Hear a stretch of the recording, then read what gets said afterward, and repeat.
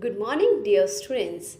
I, Manju Arora, your English educator, welcome you back in my English EA class. I hope you all are fit and fine at your home. Today, we will start lesson number 1. Its name is Three Questions. This chapter is written by Leo Tolstoy. Actually, students, by the name of the chapter, we can understand that this chapter is about the questions. Those are asked by the king. Some word meanings are also given to you that you have to write in your fair notebook. Now let's start the chapter.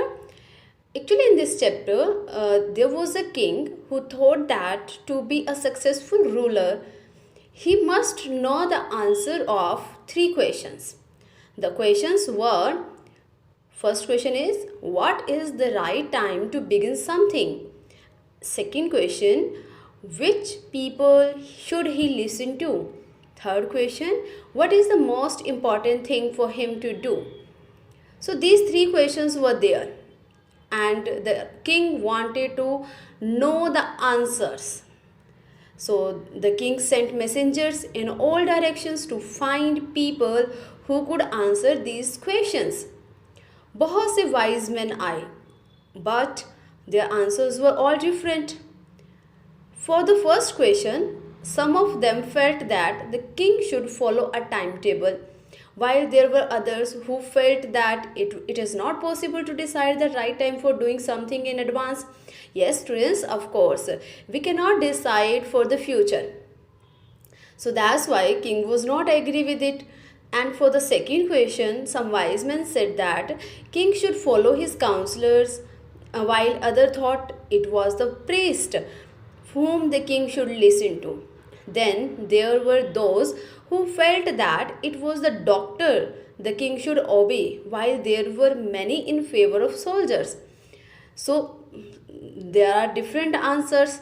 So for the third question also, wise men said which work is important. So they said science is important, some said fighting is important, and others said that religious worship, it means worshipping of God, it is necessary. So there are different answers for the questions, for three questions.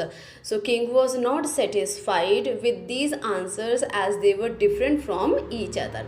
He did not give any reward to anyone and thought to seek consultations of a wise hermit who lived in a jungle. So that's why he went to hermit. He wanted to know the answer from the hermit. The hermit will see only ordinary people. Actually क्या था, hermit कौन होता है? जो जंगल में अकेला रहता हो, खुद के काम खुद करता हो, और वो हमेशा साधारण लोगों, सिंपल लोगों से मिलता था. तो इसीलिए वो किंग से नहीं मिलना चाहता था. लेकिन किंग ने क्या किया कि वो बिल्कुल नॉर्मल पर्सन बन के गया, सिंपल साधारण कपड़ों में गया, एंड उसने अपना जो गार्ड साथ में लिया हुआ था, एंड उसके पास एक हॉर्स था, क्योंकि वो हॉर्स पे आया था, उन्होंने उसे पीछे छोड़ दिया और बिल्कुल पैदल hermit के पास गया. The hermit did not respond and continued digging the ground. जब hermit के पास पहुंचा तो वो ग्राउंड डिग कर रहा था, लेकिन उसने कोई आंसर नहीं दिया, वो ग्राउंड डिगिंग करता रहा. Some time passed and the king, seeing the hermit to be tired, offered his help. तभी किंग ने क्या किया, उसे हेल्प करने की डिमांड की. The king continued digging the ground till evening.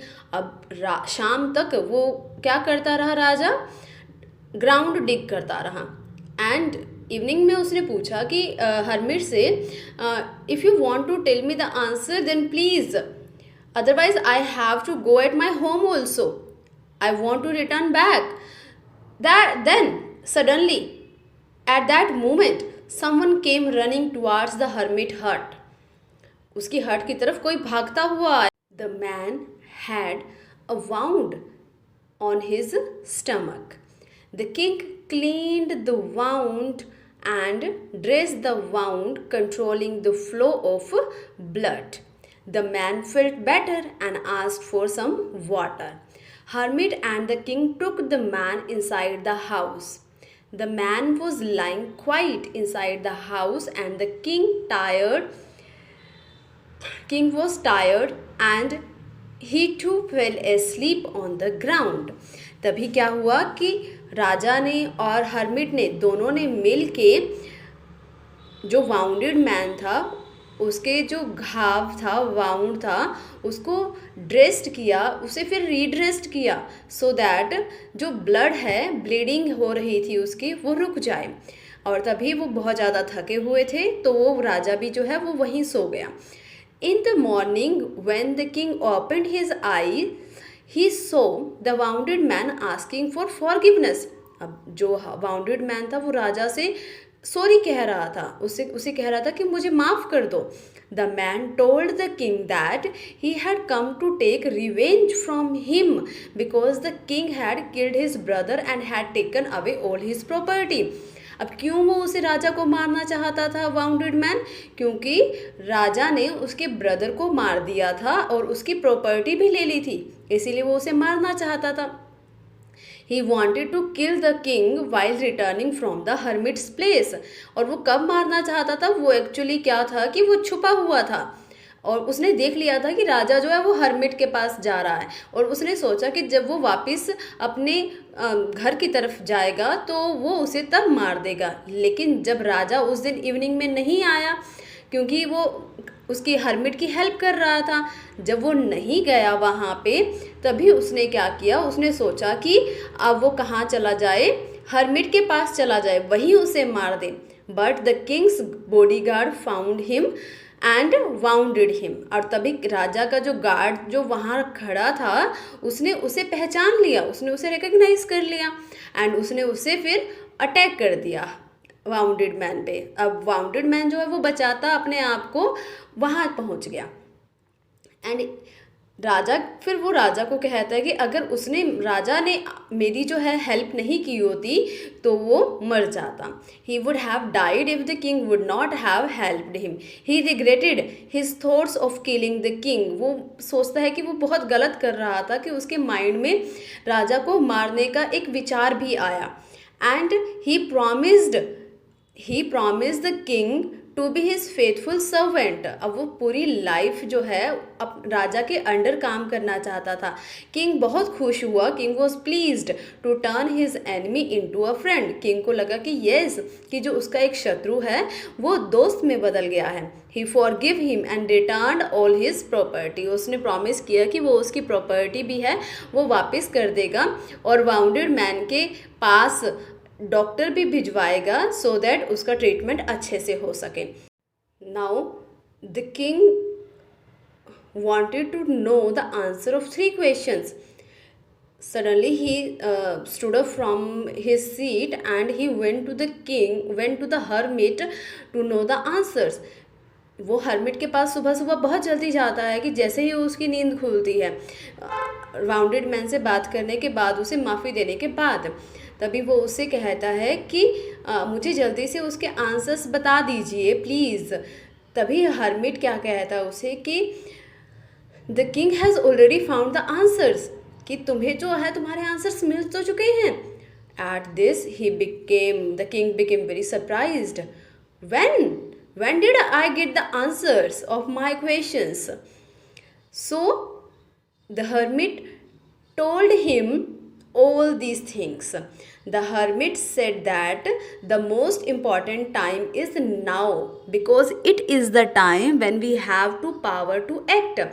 कि सबसे इम्पॉर्टेंट टाइम जो है वो अब होता है, प्रेजेंट टाइम, क्योंकि इस टाइम में हमारे हैंड में पावर होती है, हमें जो करना है वो कर सकते हैं।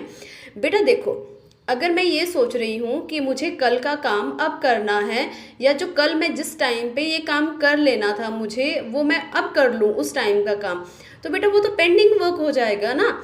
इसलिए जो कल जिस टाइम पे मैं काम कर सकते थे वो उस टाइम पे ही करना था। इसीलिए कहते हैं कि जो प्रेजेंट टाइम है वही इम्पॉर्टेंट टाइम होता है, क्योंकि इस टाइम में अगर हमने कुछ करना है तो हमारे हैंड में है कि हम वो कर सकते हैं।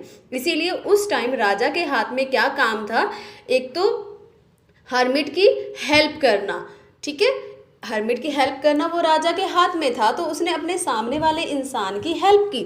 और उसके बाद कब हेल्प की, एक वाउंडेड मैन जब उसके सामने आया तो उसने वाउंडेड मैन को छोड़ नहीं दिया, उसने उसकी हेल्प की। सो एट अ टाइम जो हमारे सामने जो पर्सन होता है, सेकंड क्वेश्चन का आंसर क्या हुआ कि एट अ टाइम, और जो प्रेजेंट टाइम में जो हमारे सामने पर्सन है वही पर्सन इम्पॉर्टेंट है। जैसे सबसे पहले हर्मिट इम्पॉर्टेंट हुआ उसके लिए क्योंकि उसने उसकी हेल्प की, एंड सेकेंड टाइम उसने हेल्प किसकी की, वाउंडेड मैन की। उसके सामने उसने वो नहीं देखा कि मुझे 3 क्वेश्चंस के आंसर चाहिए या मुझे वापस घर जाना है, मैं वाउंडेड मैन की हेल्प नहीं करूँगा। नो, उसके सामने वो पर्सन इम्पॉर्टेंट था क्योंकि उससे चोट लगी हुई थी, वो उसकी हेल्प करना चाहता था। And what is the third question? Third question was that what is the important work to do? और सबसे इम्पॉर्टेंट काम क्या था? तो हर्मिट ने कहा कि सबसे इम्पॉर्टेंट काम क्या है, किसी पर्सन के लिए अच्छा काम करना। और वो पर्सन कौन होना चाहिए, at the present time who is present in are in before in front of you, we can say that, जो हमारे सामने है। ओके, सो उस टाइम उसके सामने कौन था, हर्मिट था। तो हर्मिट की हेल्प करना वो उसके लिए इम्पॉर्टेंट काम था। इसी तरह से वाउंडेड मैन जब आया तो सबसे पहले उसी टाइम पे कौन था, वाउंडेड मैन इम्पॉर्टेंट था, एंड उसके लिए इम्पॉर्टेंट काम क्या था, उस पर्सन की हेल्प करना, उसे चोट से उसे दूर करना। सो इसी तरह से हर्मिट ने उसे तीनों क्वेश्चंस के आंसर्स दिए और राजा जो है वो उसे सेटिस्फाइड हो गया। So thank you so much students. I hope you understand this chapter. You will read this chapter again at your home, and word meanings and question answers that I will send to you, and you have to write in your fair notebook. Thank you so much.